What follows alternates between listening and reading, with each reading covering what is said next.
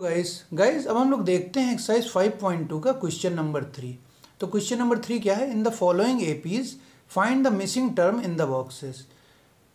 तो first part क्या है? 2, फिर बॉक्स बना है और फिर 26। ऐसे ही सेकंड पार्ट है, थर्ड पार्ट है और टोटल 5 पार्ट हैं। अभी मैंने यहाँ केवल 3 पार्ट्स लिखे हैं। तो जब ये तीनों पार्ट हो जाएंगे तो हम लोग उसके बाकी पार्ट सॉल्व करेंगे, ठीक है। तो पहला पार्ट हमारा क्या है? 2, फिर बॉक्स बना है और 26। तो हम लोगों को क्या बताना है? Missing term in the boxes. तो हम लोगों को ये बताना है कि इस बॉक्स में कौन सा टर्म आएगा, ठीक है। तो इसको सॉल्व कर लेते हैं हम लोग। क्या है? 2 बॉक्स और 26, ठीक। तो हम लोगों को ये देखना है कि जो ये हम लोगों को सीक्वेंस दिया है उसके आगे डॉट डॉट डॉट नहीं लगा है। इसका क्या मतलब है? इस सीक्वेंस में केवल 3 टर्म है, ठीक है। तो लास्ट टर्म इसका 26 है, फर्स्ट टर्म इसका 2 है और हम लोगों को बीच का टर्म निकालना है, मतलब A2 निकालना है, A2 फाइंड आउट करना है। तो A2 फाइंड आउट करने के लिए हम लोगों को क्या करना होगा? पहले तो D निकालना होगा, ठीक है। तो हम लोग लिख लेते हैं कि हम लोगों को क्या क्या चीज़ें इसमें गिवन है। तो हम लोगों को गिवन क्या है? A1 दैट इज़ A बराबर 2 और लास्ट टर्म AN इज़ 26, ठीक। AN की वैल्यू 26 है और टोटल नंबर ऑफ टर्म कितने हैं? 3। तो N की वैल्यू है 3, मतलब जो हमारा 26 है वो थर्ड टर्म है, that is A3 is equal to 26, ठीक है। अब हम लोग जनरल टर्म का फॉर्मूला यूज़ करेंगे और D की वैल्यू निकाल लेंगे, ठीक है। तो फार्मूला हमारा क्या है? A plus n minus 1 into D बराबर AN। AN मतलब A3 की वैल्यू है 26 बराबर A की वैल्यू है 2, N की वैल्यू है 3 माइनस 1 इंटू डी हम लोगों को निकालना है। पहला काम D निकालना है, फिर A2 निकालना है, ठीक है। तो ये 2 को इधर शिफ्ट करते हैं लेफ्ट साइड में, तो क्या हो जाएगा? 26 माइनस 2 बराबर 3 माइनस 1 इज 2 इंटू डी। तो 26 माइनस 2 इज 24, तो 24 इज इक्वल टू 2D। तो D की वैल्यू यहाँ से कितनी आएगी? 24 डिवाइड बाई 2 दैट इज 12। तो हमारे D की वैल्यू आ गई 12, ठीक। अब हम लोगों को सेकेंड टर्म निकालना है। हमारी D की वैल्यू आ गई 12। अब हम लोगों को सेकेंड टर्म मतलब A2 निकालना है। तो A2 निकालने के लिए हम लोग क्या फॉर्मूला यूज़ करते थे? कभी भी AP में A1 हमारा फर्स्ट टर्म होता था, A2 कैसे निकालते थे?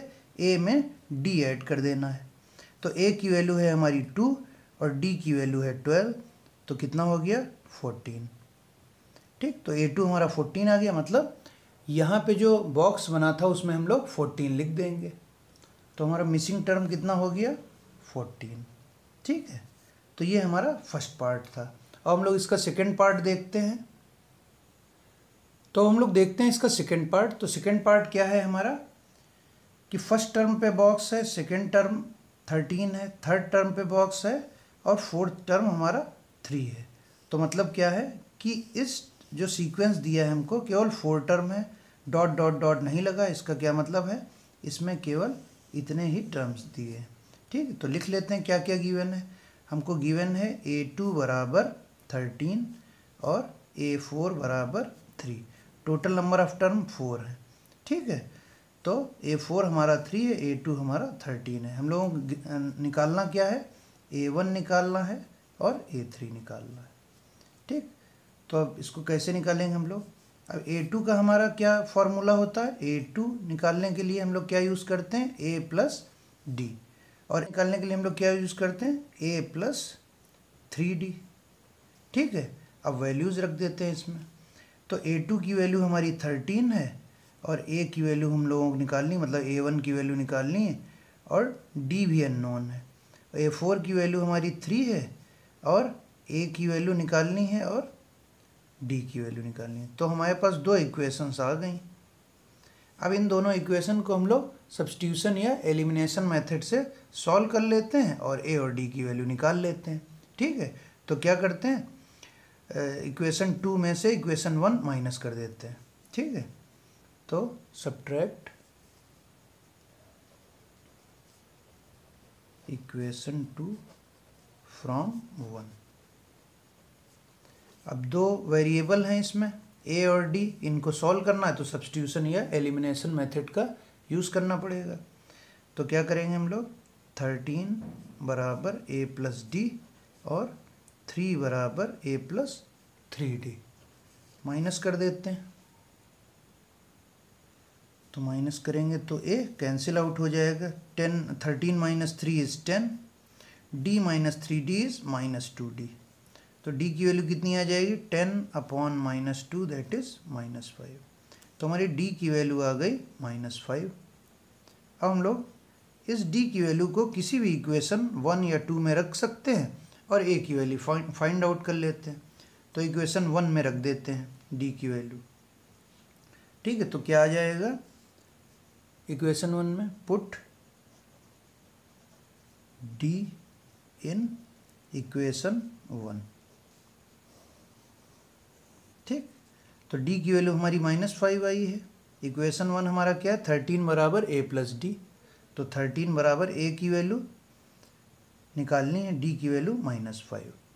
ठीक है, तो हमारी a की वैल्यू कितनी आ जाएगी, 13 प्लस 5 दैट इज़ 18। तो a की वैल्यू a बराबर 13 प्लस 5 दैट इज़ 18। तो हमारी a की वैल्यू आ गई 18, मतलब a1 की वैल्यू 18 आ गई, वो हम लोग इस बॉक्स में लिख देते हैं 18।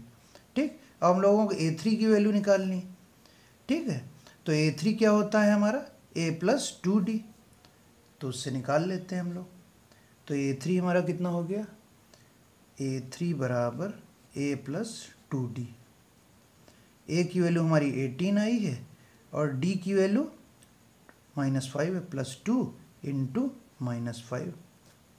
ठीक है, तो 18 माइनस 10, 2 इंटू 5 इज़ 10 और माइनस का साइन, तो कितना आ गया, a3 की वैल्यू 8 आ गई। तो यहाँ लिख देते हैं इस बॉक्स में a3 की वैल्यू 8 और a1 की वैल्यू या a की वैल्यू 18। ठीक, तो ये हमारा सेकंड पार्ट था।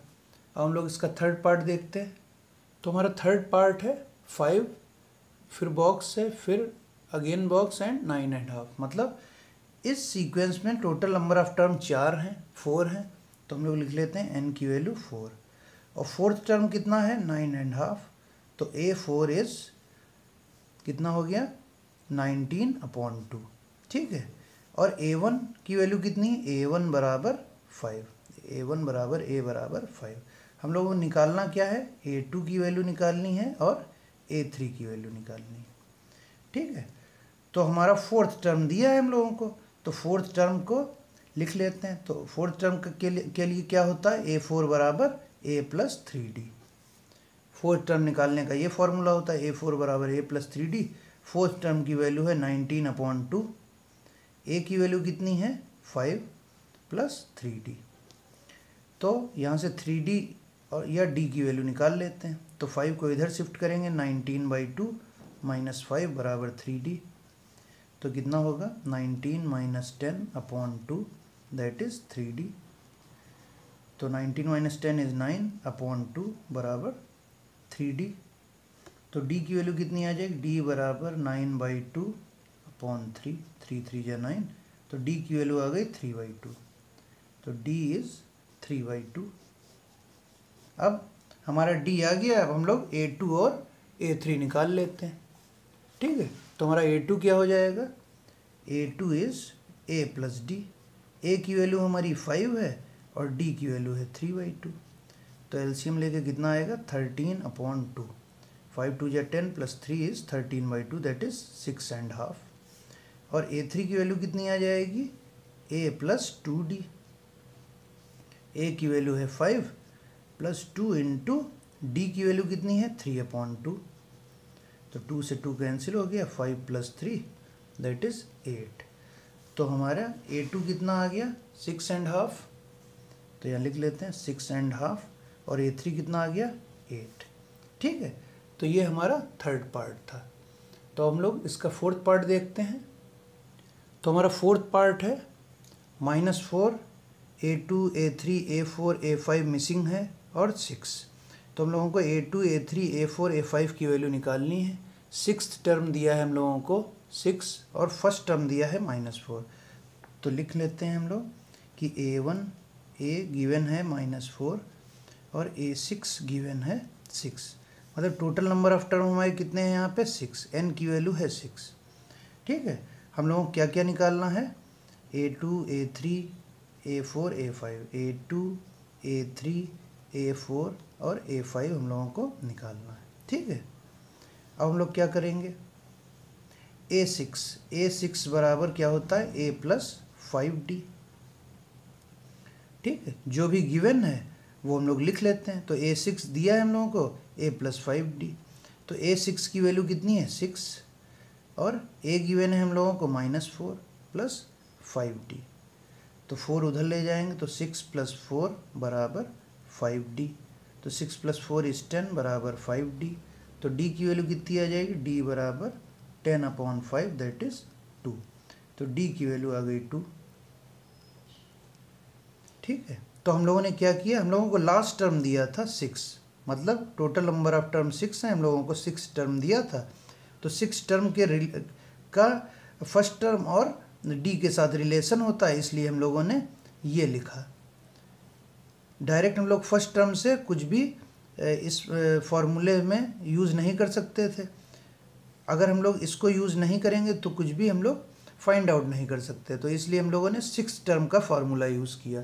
6 टर्म के फार्मूले में A भी आ गया, D भी आ गया और A6 भी आ गया। ठीक है, अब हम लोग इससे A2 A3 A4 A5 निकाल लेते हैं। तो हमारा A2 क्या होता है, A2 = A + D। ठीक है, तो A की वैल्यू हमारी कितनी है -4, D की वैल्यू है +2, तो A2 की वैल्यू हो गई -2। ठीक है, तो यहाँ -2 लिख देंगे। अब सिमिलरली A3 हमारा कितना होगा A + 2D। तो A की वैल्यू कितनी है -4 और 2 × D की वैल्यू है 2, तो -4 + 4 =